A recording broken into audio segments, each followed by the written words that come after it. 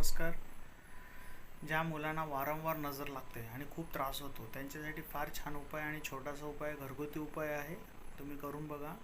की 5 कापूर घ्यायचे आपल्याला आणि 5 लवंग घ्यायचे आहे आणि ते आपल्या नॉर्मल घरातला कापूस आहे त्याच्यामध्ये त्याला व्यवस्थितपैकी ठेवून मुलाच्या अंगावरून तुम्ही फिरवायचं आहे 7 वेळा. मुलाच्या अंगावरून 7 वेळा फिरवायचं आहे. या तिन्ही वस्तू आणि कॉम्प्लेक्सच्या किंवा कुठे बाहेर गेले का झाडाखाली त्याला आपण आग लावायची आहे आणि रिटर्न आग म्हणजे आपण जाळायचं आहे ते आणि रिटर्न पाठीमागे वळून बघायचं नाही आणि घरी येऊन तुम्ही आपले स्वच्छ फ्रेश व्हायचं आहे. तुम्ही बघा 1-2 दिवसामध्ये तुमचा मुलगा शांत होईल, चिडचिडपणा कमी होईल त्याचा. तुम्ही हा उपाय करून बघा, फारच छान आहे. काळजी घ्या. आई तुळजाभवानीचा तुम्हाला आशीर्वाद आहे. नमस्कार.